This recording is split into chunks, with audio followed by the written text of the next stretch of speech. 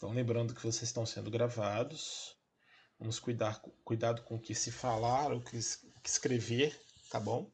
Devido às políticas de etiqueta digital, correto? Então, nós falamos da temperatura, falamos da superfície de contato, falamos do catalisador. A pressão é uma coisa até óbvia para vocês, né? Num meio reacional onde eu tenho gases, se eu aumento a pressão, eu estou diminuindo o volume, então eu estou aproximando as partículas.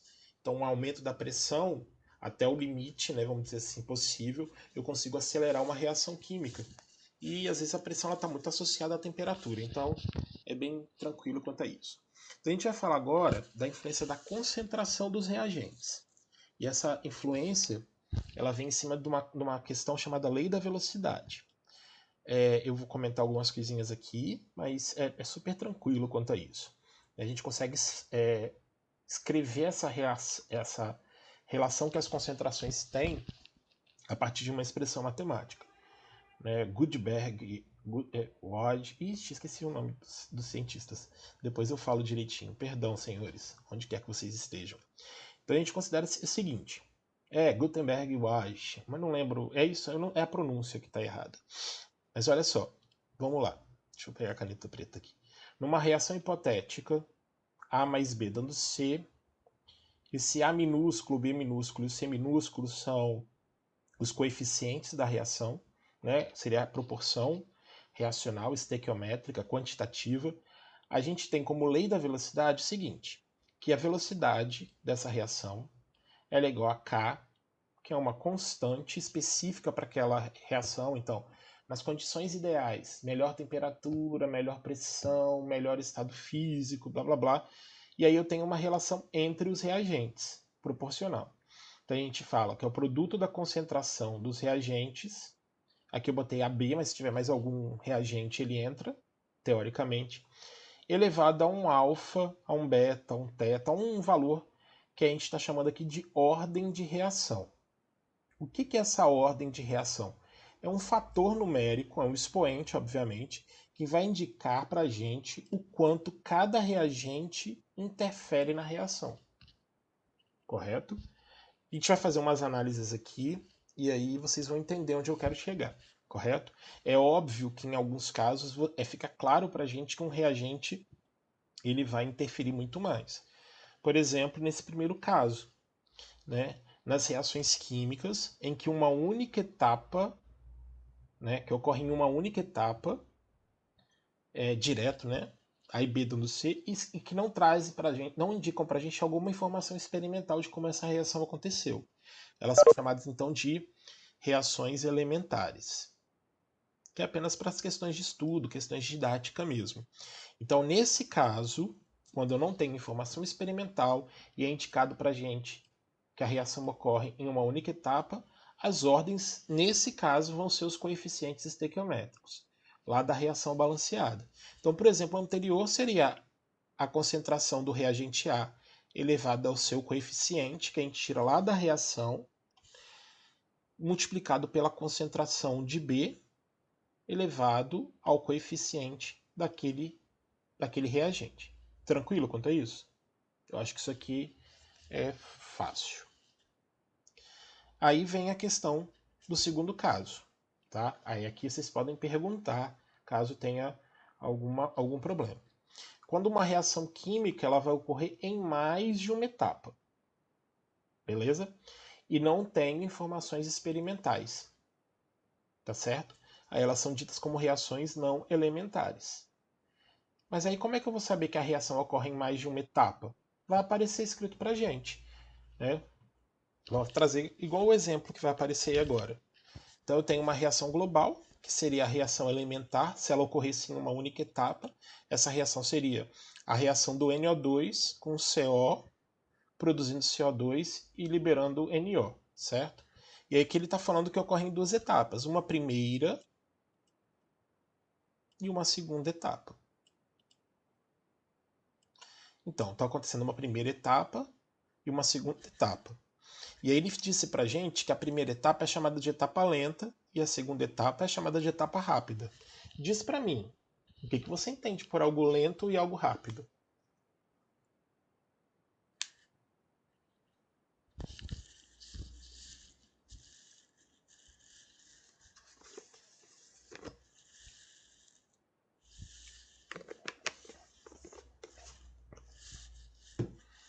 Que um ocorre mais rápido do que o outro. Então, quem vai determinar a velocidade para a gente vai ser sempre a etapa mais lenta.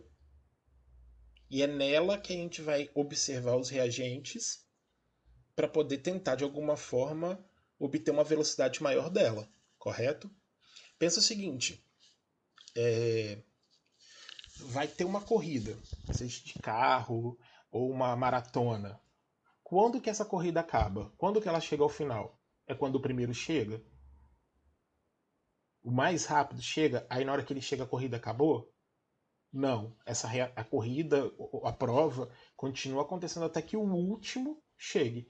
Então quem determina o tempo da corrida é o candidato, o atleta mais lento, não o mais rápido. Correto? Então nesse caso aqui, quem vai definir pra gente quem determina a velocidade vai ser a etapa mais lenta. E são os reagentes que estão envoltos nessa etapa. Então, se você observar, na etapa global, eu só gasto 1 mol de NO2. Mas na etapa lenta, eu estou reagindo 2 mols. Então, a gente vai fazer o quê? A lei da velocidade vai ser, serão, né, as ordens vão ser os coeficientes estequiométricos da etapa mais lenta. Então foi indicado para a gente a etapa mais lenta aqui, que é o NO2, no caso é a segunda. Então eu coloco os reagentes e elevo ao coeficiente. Né? São 2, então seria um NO2 elevado a 2. E o CO, professor, ele influencia? Não, porque o CO é consumido na etapa mais rápida. Em compensação, o NO2 é da etapa lenta. Então a gente interfere na velocidade da etapa lenta. Por que eu estou falando isso? Eu vou voltar à questão anterior que eu tinha mostrado para vocês.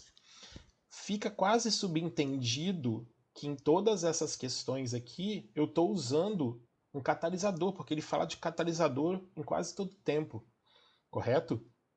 E não é isso. Não é isso que acontece. Então, ó, deixa eu apagar a tinta. A gente vai olhar de novo. Eu tenho aqui 3 etapas, não é isso? Eu tenho aqui 3 etapas acontecendo. Essa aqui é a que tem maior energia de ativação. Então, essa aqui é a etapa lenta. Se ela é a etapa mais lenta, você consegue enxergar que aqui eu tenho maior energia de ativação, não é isso? Então eu identifico graficamente que essa etapa lenta. Então não é a terceira etapa que determina a velocidade, nem a primeira etapa, é a segunda. Beleza? Agora, como a gente já tinha falado que o A e o B estão errados, preste atenção novamente na alternativa C. A alternativa C diz para a gente assim: o uso do catalisador para aumentar a velocidade da reação é mais efetivo na segunda. Por quê? Porque o catalisador vai fazer o quê? Diminuir essa energia de ativação. Se eu diminuo essa energia, eu acelero a velocidade da etapa lenta e, consequentemente, eu acelero a velocidade da reação. Entendem agora?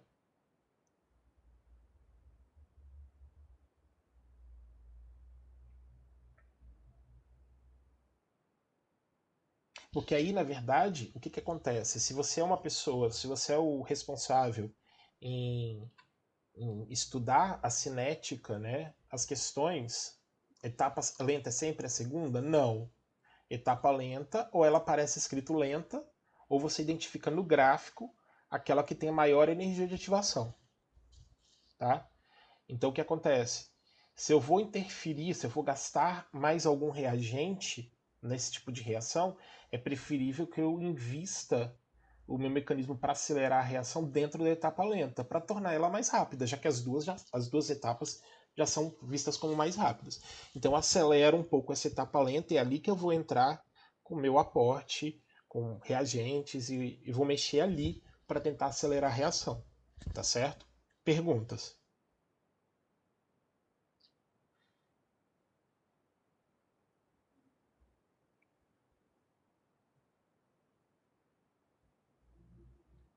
Nenhuma, pelo jeito.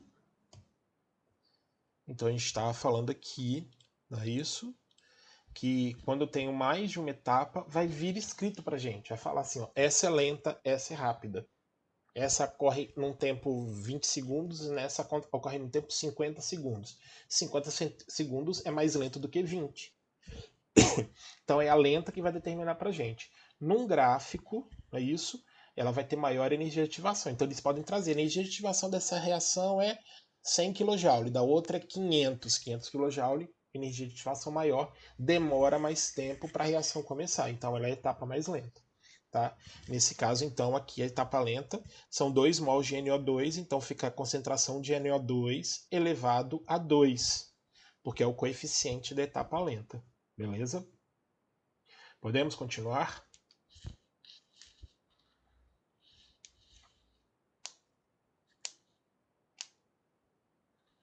Show. Então vamos fazer mais umas continhas aqui, gente. Então aqui agora eu quero reações químicas com informações experimentais. Porque na etapa lenta só tem NO? Porque, uai, a primeira etapa é uma reação entre as moléculas de NO2, que produz NO3. E aí na segunda etapa, vamos dizer assim, o NO3, que é produto da primeira, reage com CO para produzir os produtos necessários e indicados. Beleza? Agora eu tenho dados experimentais. Beleza? Então aqui tem etapa lenta, etapa rápida, então a gente esquece agora as outras questões e a gente olha diretamente aqui. Aqui diretamente eu já sei quem é reagente, quem participa, eu consigo tirar os dados. Então normalmente os dados experimentais vêm aqui, né? Experimento 1, 2, 3, 4, 5, quantos necessários forem. As concentrações utilizadas dos reagentes em cada experimento e a velocidade, que vem a partir da lei da velocidade. Lembrando que esse K aqui é específico para cada reação.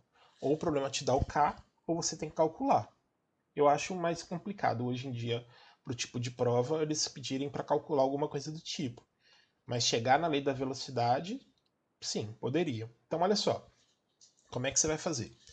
Vamos analisar aí rapidinho. Então, no experimento 1, ele tem lá A na concentração de 0,25 mol por litro, B 0,3 e velocidade que ele deu como 0,1. No A, desculpa, no segundo experimento, concentração de A é 0,25, de B é 0,6 e velocidade foi para 0,2. Opa, teve uma variação. No experimento 3, 0,50 do A, 0,6 do B e velocidade 0,8. Como é que eu vou fazer para poder ver o grau de influência que o A e o B eles têm nessa velocidade? Preste atenção. Primeira coisa que você vai fazer é escolher 2 experimentos para comparar. Tá?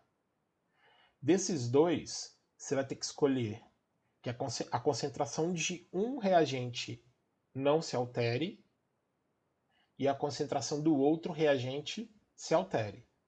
Tipo, se eu pego o experimento 1 e comparo com o experimento 2, tá? Se eu comparo o experimento 1 com o experimento 2, a concentração de A ela é constante, ela não muda, não é isso? Então, o quanto que A pode interferir na reação, ele tem a mesma influência nos 2 experimentos, porque a concentração ela é a mesma. Tá? Aqui a temperatura é ideal, pressão é ideal e uma série de coisas.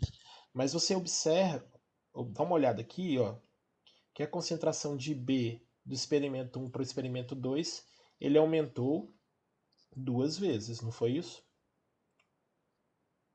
E o que aconteceu com a velocidade? Ela também aumentou 2 vezes. Então você pode falar para mim o seguinte: opa, B influencia na velocidade. Porque se eu dobrei a concentração de B, mantendo a de A constante, a velocidade também dobrou. Então houve variação da velocidade com o aumento da concentração de B e manutenção da concentração de A. Então B tem papel importante. Beleza? Agora eu vou fazer o seguinte, eu vou comparar o experimento 2 e o experimento 3. No experimento 2 e no experimento 3, B é constante agora. Certo? Se o B é constante, a influência que ele tem na velocidade do 2 vai ser a mesma do terceiro. Porém, se você olhar a concentração de A, ela aumentou 2 vezes, certo? Foi de 0,25 para 0,50. Entretanto, a velocidade ela não aumentou 2 vezes, ela aumentou 4 vezes, certo? Diz para mim quem tem mais influência na velocidade, A ou B?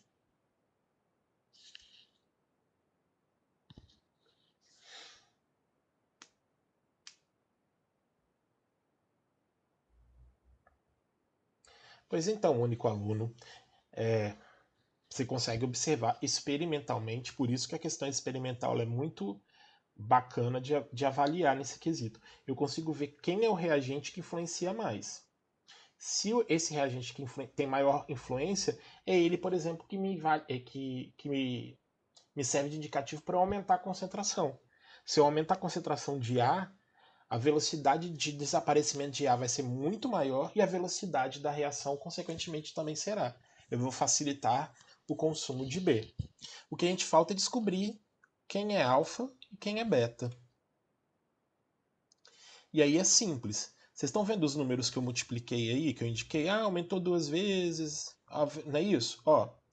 Aumentou 2 vezes, aumentou 2 vezes. Se eu observar isso como se fosse uma potência de mesma base, qual é o expoente do 2 aí? Qual é o expoente que o 2 tem que ter para ser igual a 2?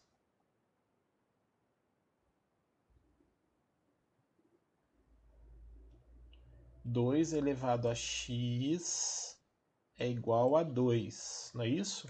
Qual é o valor do expoente para que eu tenha esse valor? É isso aí, Luiz. É 1, não é isso? A influência que A tem na velocidade é a mesma, então eu consigo descobrir a ordem de A dessa forma, beleza? Agora, deixa eu só aceitar mais uma aqui. Quando eu comparo A com a velocidade, fica meio complicado, não é isso? Porque a base, se a gente pensar em potência, não é a mesma. Aqui é 2, aqui é 4. Mas eu consigo escrever o 4 em potência de 2? É verdade, Samuel. Deixa eu só apagar aqui.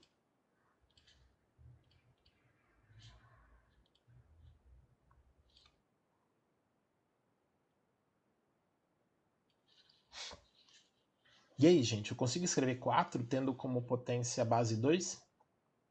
Qual o expoente que o 2 tem que ter para dar 4? Isso, 2. Então, esse 4 eu posso reescrever como 2 elevado a 2.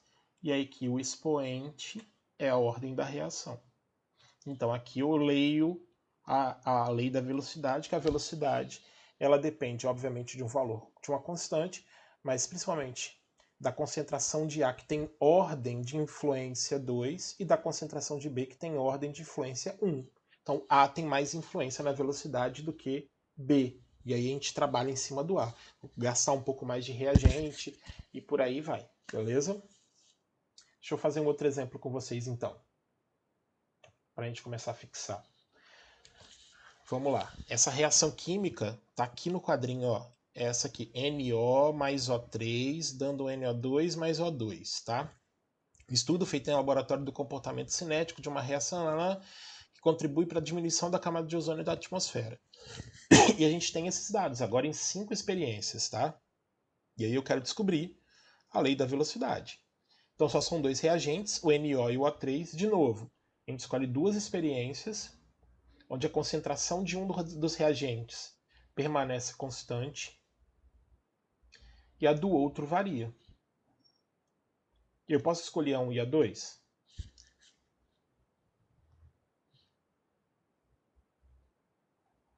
Posso, né?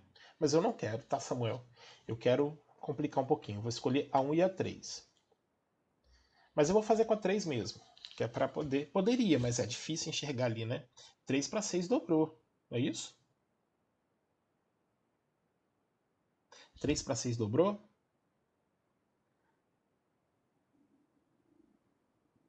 Mas olha só, vamos fazer aqui logo para adiantar. A 1 e a 3, a concentração do NO permanece constante, beleza?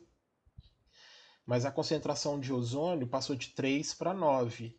3 para 9 aumentou quantas vezes?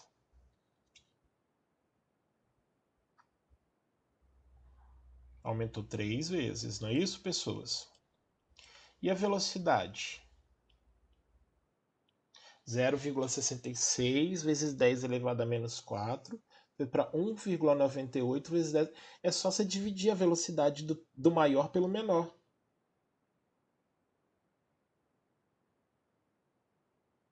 Se você fizer 1,98 dividido por 0,66, você vai achar exatamente 3. Qual é o expoente que o 3 tem que ter para ficarem na mesma base aqui?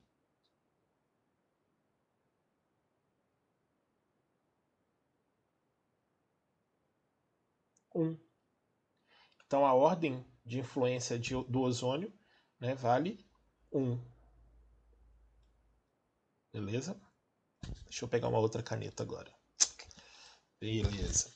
Isso aqui não é muito difícil não, tá, gente? Agora observa aqui, vou pegar o 3 e o 5, tá? No 3, a experiência 3 e a experiência 5, ó, 3 agora é constante, tá? 9 vezes 10 é menos 6, 9 vezes 10 é menos 6. Então ele tem a mesma influência na velocidade. Agora, a concentração de NO foi de 1 para 3. Quantas vezes aumentou?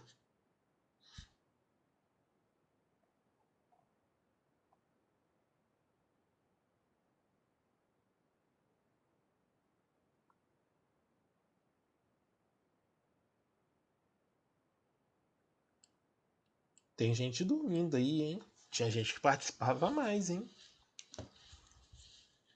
Então, de 1 para 3. Copia dos outros agora fica fácil, né?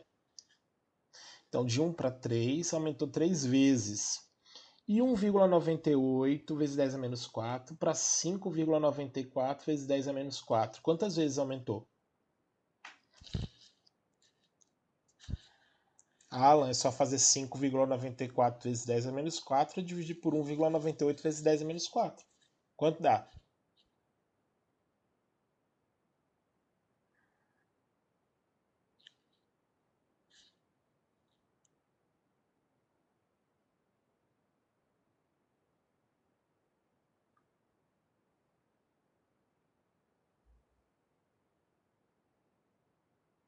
Aumentou também 3 vezes, tá? Se aumenta 3 vezes, ó, 3, 3, expoente 1, ordem de reação vale 1. Então essa aqui seria a lei da velocidade em questão. Tá certo? Não se esqueçam que tem mais uma lista de exercícios em breve para serem resolvidos e que alguns ainda preciso apresentar e explicar aqui. Esses que normalmente não participam da aula, tá? Hashtag fica dica. Mais um, vai. Ó, aqui ele está dando a reação que é o 2NO mais Cl2, dando 2NoCl. Então, de novo, fez 4 experiências variando as concentrações e medindo a velocidade. Então, ele mostrou para mim aqui, quando ele comparou a experiência 1 com a experiência 3, que as concentrações de Cl2 permanecem constantes. Mas a concentração de NO dobrou, aumentou 2 vezes. 2 vezes. Agora a velocidade passou de 2,53 para 10,12. Quantas vezes aumentou?